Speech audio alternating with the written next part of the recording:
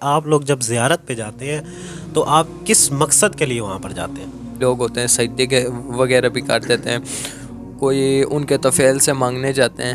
شرک بہت بڑا گناہ ہے۔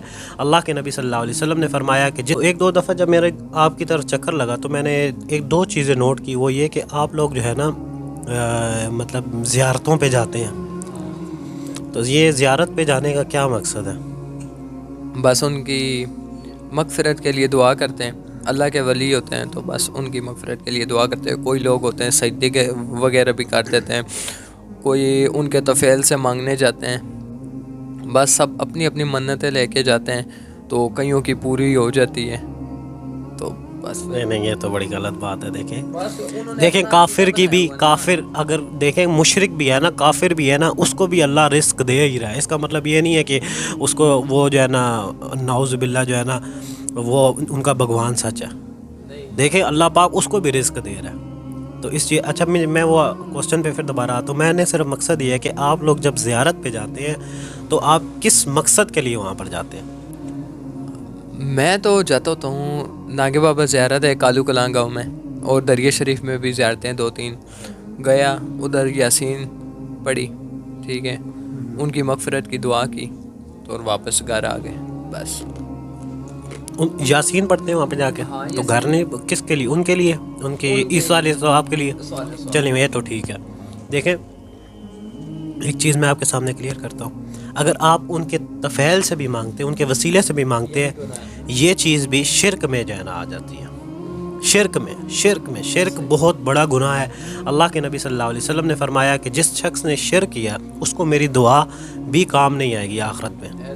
اور اللہ پاک بھی قرآن مجید میں فرماتے ہیں کہ یہ شرک جس نے کیا نا اس کو جو ہے نا سیدھا میں جہنم میں بھیجوں گا، اس کے لیے کوئی معافی نہیں ہے۔ سمجھ رہے ہیں نا بات کو؟ تو قبرستان پہ جانا، 2-3 باتیں میں یہاں پر کلیئر کر دیتا ہوں۔ قبرستان پہ جانا ان کے لیے صرف مغفرت کی دعا کر سکتے ہیں۔ اللہ کے نیک لوگ ہو سکتے ہیں بھی ہیں، ہم اس چیز کو ایگری کرتے ہیں۔ ان کے لیے آپ صرف مغفرت کے لیے دعا کر سکتے ہیں، ان کے وسیلے سے دعا مانگنا کہ اللہ پاک یہ تیرا نیک بندہ تھا، میں اس کا وسیلہ تیرے سامنے پیش کرتا ہوں، تو یہ چیز شرک میں آ جاتی ہے۔ اللہ کے نبی صلی اللہ علیہ وسلم نے اس سے منع فرمایا۔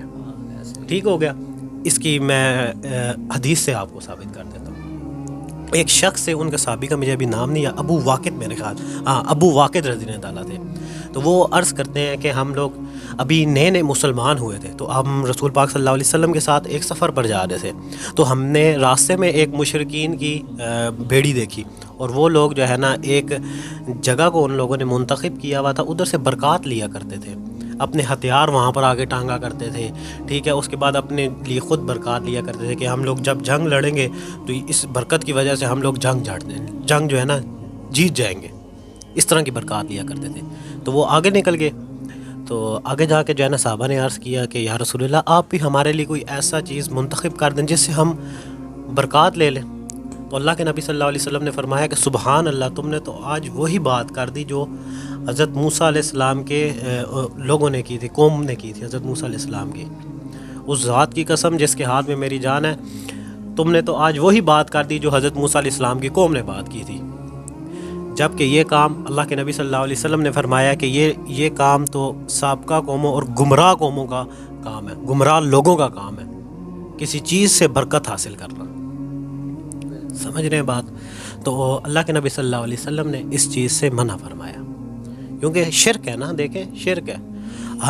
ہم دیکھیں، ایک میں آپ کو 2-3 باتیں یہاں پر اور کلیئر کر دیتا ہوں۔ آپ اپنے نیک اعمال کا وسیلہ پیش کر سکتے ہیں۔ آپ نے اگر کوئی نیک کام کیا نا، آپ ان کے کہ اللہ پاک میں نے تیرے لیے یہ نیک کام کیا تھا، کسی بدکار عورت نے آپ کو اپنی طرف بلایا برے ارادے سے، تو آپ نے اسے کہا کہ میں اللہ کا خوف رکھتا ہوں، میں تمہارے ساتھ ایسا کوئی کام نہیں کروں گا، تو آپ یہ وسیلہ، یہ صحیح بخاری کی حدیث میں بھی آیا کہ ایک شخص نے یوں کر کے دیا، تو یہ وسیلہ آپ جائز ہے، یہ دے سکتے ہیں آپ۔ اس کے علاوہ آپ کسی نیک انسان پہ جو زندہ ہے اس کے پاس جا کے آپ دعا منگوا سکتے ہیں اس کے لیے کہ آپ میرے لیے، آپ جو ہے نا اللہ کے جو ہے نا نیک بندے، آپ میرے لیے دعا، اگر وہ زندہ ہے تو ٹھیک ہے، یہ سمجھنے والی بات ہے۔ دوسری بات، ایک اور چیز، لوگوں کا بہت سا کوشچن یہ ہوتا ہے کہ ہاں بھائی اگر وسیلہ جائز نہیں ہے تو اس کا مطلب یہ ہے کہ جب ہم جو ہے نا کہتے ہیں کہ اپنی والدہ کو مجھے روٹی دو، تو یہ بھی شرک میں آ جاتا ہے؟ نہیں۔ کیوں؟ اب میں دیکھیں آپ کو میں کہتا ہوں بھائی جان یہ کپ مجھے پکڑا دیں، تو میں آپ سے مدد مانگ رہا ہوں نا، تو لوگ یہ سمجھتے ہیں کہ یار یہ بھی شرک میں، تو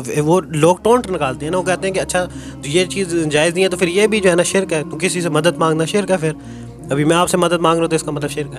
ایسا نہیں ہے بالکل۔ اللہ کے رسول صلی اللہ علیہ وسلم نے فرمایا، اللہ کے رسول صلی اللہ علیہ وسلم نے ایک صحابی کو نصیحت فرمائی، مجھے یاد نہیں ان کا نام ابو ہریرہ رضی اللہ تھا، ذہن میں نہیں ہے ابھی، تو انہوں نے کہا، ان کو وصیت فرمائی کہ کوئی چیز حاصل کرنے کے لیے نا محنت کرو، قائلی نہ کرو، ظاہری اسباب اختیار کرو۔ تو ہم ظاہری اسباب اختیار کر سکتے ہیں، آپ زندہ ہیں تو میں آپ سے مدد لے سکتا ہوں، یہ شرک کی کیٹیگری میں نہیں آئے گی۔ اگر آپ پڑے ہوئے قبر میں آپ پڑے ہوئے قبر میں ہیں تو پھر میں آپ سے کہوں کہ مجھے کب یہ چائے کا کپ اٹھا کے دو، تو پھر میں شرک کر رہا ہوں۔ سمجھ رہے ہیں نا بات کو؟ تو اللہ پاک ہمیں، یہ بہت سے لوگوں کا اس سے جو ہے نا کلیئر ہوگا، کنسیپٹ کلیئر ہوگا۔ تو اس کے علاوہ قرآن کی ایک آیت بھی میں پڑھ دیتا ہوں، بسم اللہ الرحمن الرحیم، امن یجیب مضطر اذا دعا ویکشف السوء وخلفاء الارض االہ مع اللہ۔ اللہ پاک قرآن مجید میں فرماتے ہیں کہ جس لوگوں نے جو ہے نا کسی اور سے مانگا، ہم لوگ تمہیں زمین میں جانشین بناتے ہیں، جب تم کسی تکلیف میں ہوتے ہو، کسی پریشانی میں ہوتے ہو، جب تم کسی مجبوری کی حالت میں، کسی پریشانی کی حالت میں مانگتے ہو، تو اللہ کے سوا کوئی اور بھی ہے جو تمہاری پکار کو سنتا ہے، تمہاری دعا کو سنتا ہے؟ کوئی بھی نہیں۔ الہ مع اللہ، کیا اللہ کے سوا بھی کوئی اور بندہ ہے؟ قلیلا ما تذکرون، اور بہت کم لوگ ہیں نصیحت پانے والے۔